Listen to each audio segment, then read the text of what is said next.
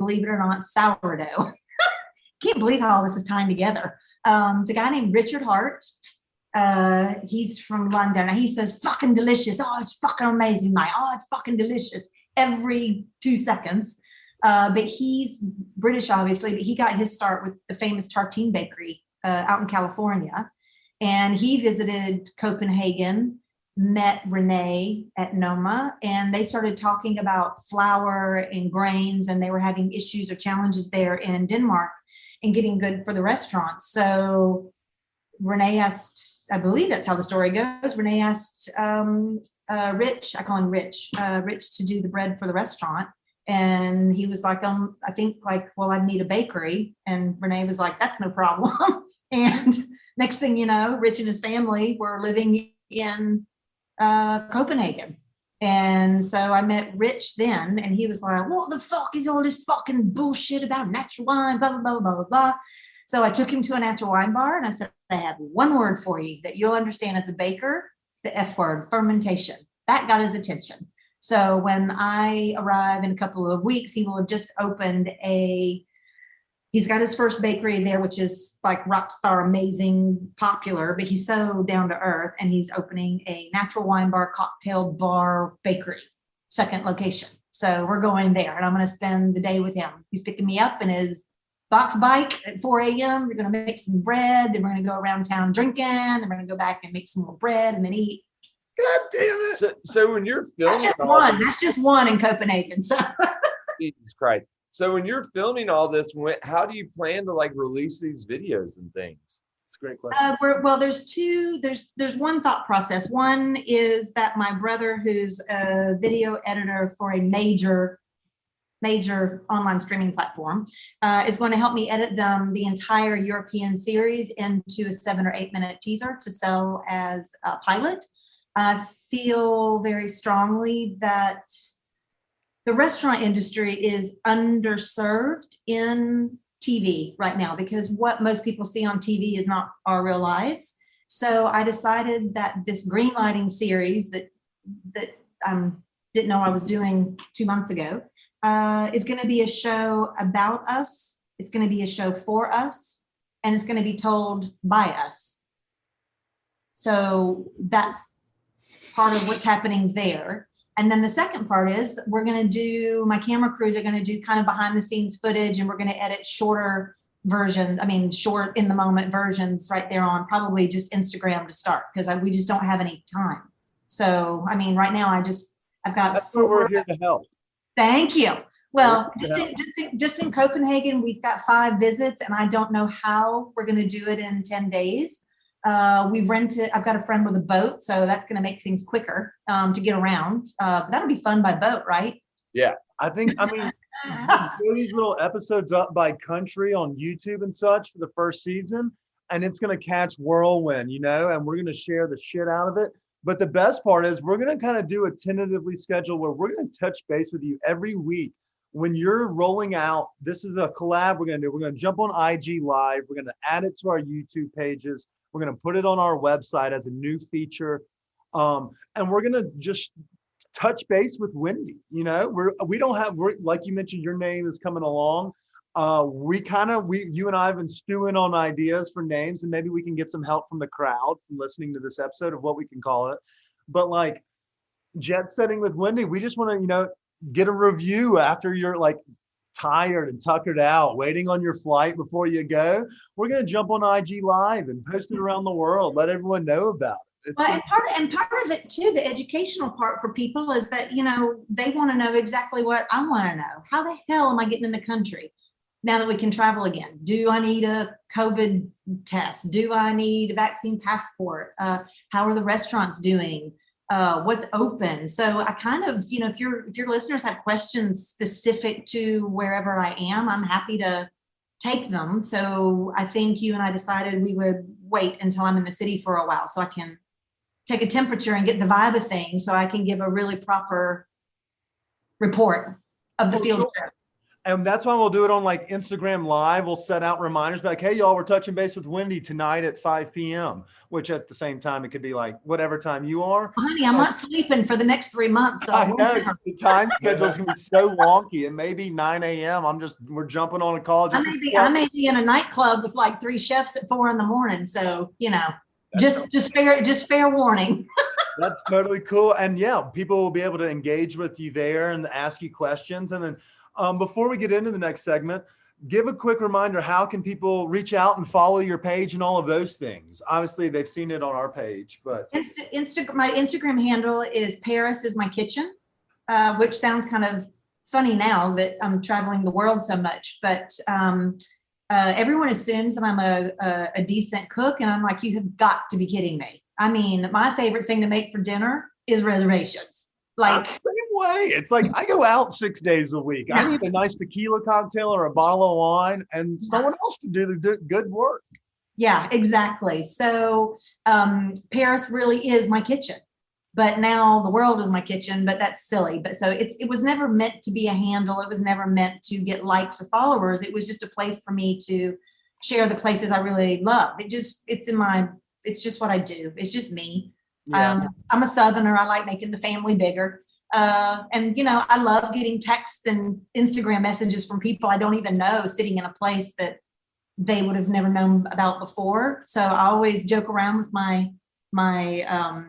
my readers, I guess, on Instagram, my followers, to say, pictures or it didn't happen. So I'm glad I did, because now people are sending me pictures where they are saying, thanks so much. We would have never found this place without you. Or the owner just came by and said, who are you talking to? Oh, Wendy Lynn. Oh my God, tell her we said hi. And then there's a video that comes, and it's spontaneous and fun, like my life. But yeah, you can follow me at Paris is my kitchen, and I'll find a way to put highlights on there with each city that I'm going to, so I can put the stories in there and save them for people. I love it. I love it. And you just kind of said something that I thought was cheeky and clever, and maybe you can do with this as you please, but Pixar didn't happen is a great, great saying.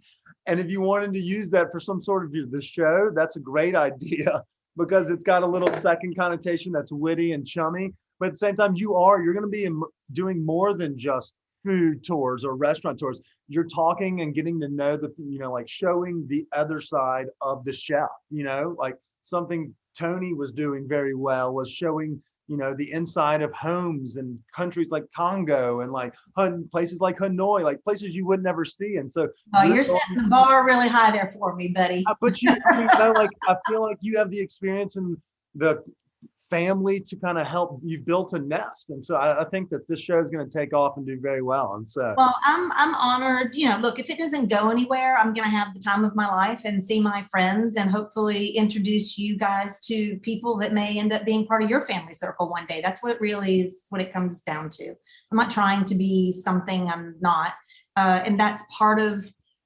the value I hope that people get from this, is that I actually do have an authentic relationship with people that I miss them and I love them. They're not, I say rock star too much, but I only mean it because I mean like a rocking attitude and a rocking vibe. But yeah, that's what I want people to take away from. So it's more than just saying, oh, I went to this place and saw this chef or this sommelier open this bottle of wine. When you actually can sit down and talk with people, all you have to do is ask a question and listen. And you'd be surprised what you would learn from people. And that's why I keep going back to the restaurant industry family that I have. We don't see anything on TV for us. Like what we see on TV is great for those shows and great for viewers who love to follow along. And, everyone's got their own thing. But it's just not it's not reality. It's not. That's why this being unscripted and spontaneous is going to make my camera crews have a challenging time at some points to keep up. But that's what it's about, is the authenticity of just being with people that I love and know. And I'm humbled that not a single person has said no. In fact, in Stockholm, I'm in huge trouble because no one said no. Well, no, it's not that. I forgot a part of it is that in every city, one of my friends is going to act kind of like as my co-host. Nobody wants to hear me talk all the time and see my silly face all the time. So the more sidekicks I can have, the better. But my sidekick in Stockholm, his name is Marcus, and he has an amazing all-day cafe called Savant Bar. But it starts out with like amazing coffee in the morning, and then it turns into a natural wine bar through the day until late at night.